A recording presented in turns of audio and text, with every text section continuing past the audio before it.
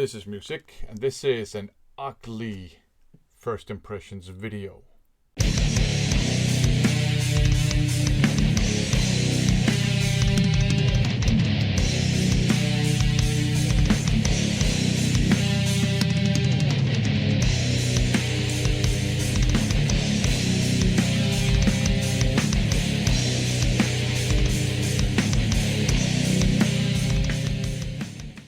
Welcome to another first impressions video. In these videos I share with you my first impressions of the many blind buys I've picked up lately. I have a stack of CDs, well, a handful of CDs to talk about. So let's get down to business. Up first, Time, Space, Matter by Starquake. This is pretty interesting. It's somewhere in between hard rock, heavy metal, and progressive rock.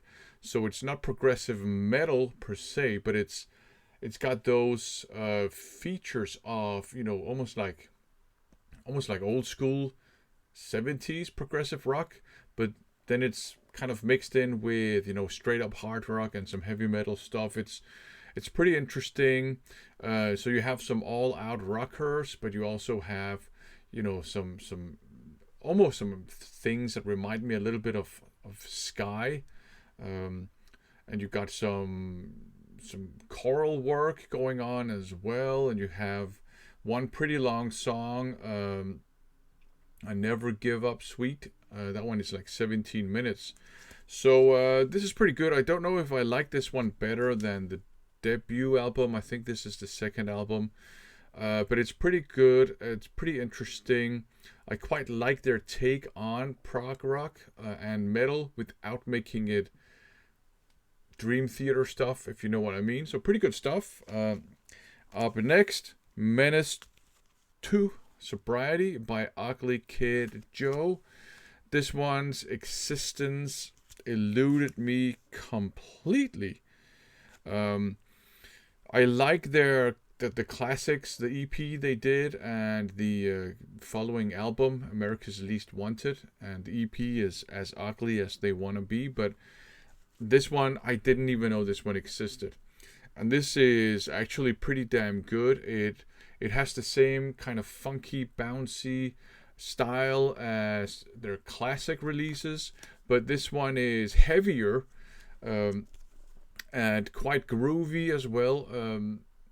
There's some cases where it sounds like they've taken some inspiration from Black Sabbath, maybe heavier Soundgarden or something like that. But it's undeniably an Ugly Kid Joe release. So I quite enjoy that. It's not as lighthearted as their two classic releases. So there's more Madman than Everything About You. But I quite like this one. Up next, we are Legend, Rise of the Legend. Power metal, but quite modern power metal with elements of melodic hard rock and also some poppy leanings, if I'm being completely honest. This one will require some more listens. I don't know where I stand on it right now. There are certainly some things I like, but the more poppy things about it don't sit that well with me. But it's modern power metal, and if that's your cup of tea, do check this band out. I will have to listen to it more, so right now I'm on the fence, but it's not bad or anything like that. Up next, we have Ever Winding Slaughter by Weapon. This is quite interesting. It's kind of crusty. It's kind of thrashy and kind of grindcore, and the vocals are your John Tardy type growls, and then it's just all of it is just drowned in reverb. And normally I don't like it when there's too much reverb on everything, but I get it that sometimes it kind of serves an aesthetic purpose, and that's what they're going for here. So fast, aggressive, thrash meets grindcore songs, and the cover art kind of does capture the aggression of the music pretty well. So as far as I understand, it's a 2-man project, and it looks like, you know, the two dudes have quite a lot of fun. So there you go, with the bazookas and exaggerated what's his name, Joel Grind kind of look, but pretty good stuff. I enjoyed this. Up next we have Carved in Stone by Widow.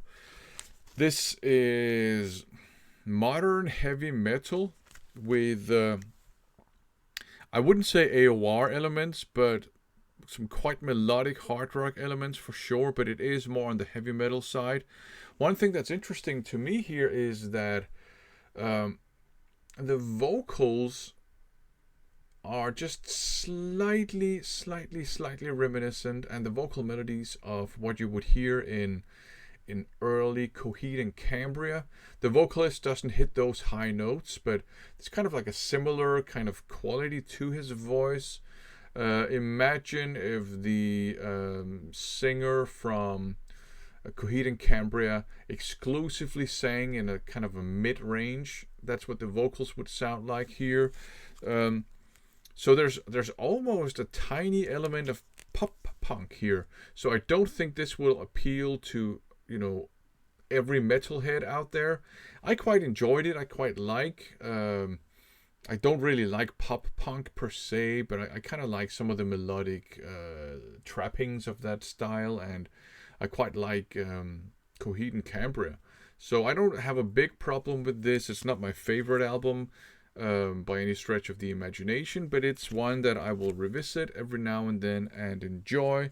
And up last we have Warriors by Wretch. Straight up heavy metal, maybe with a touch of US power metal. I don't know, the cover art might suggest some kind of, I don't know, war black metal or something like that, but it's, to my ears, it's straight up heavy metal with a bit of an edge, for sure. So there you go.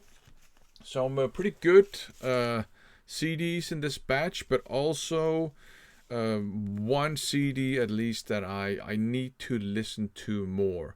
So this is one of those cases where if you want to check it out, please do, and kind of make up your own opinion on it. But I enjoyed all of these, but to varying degrees. So there you go. Thanks for watching.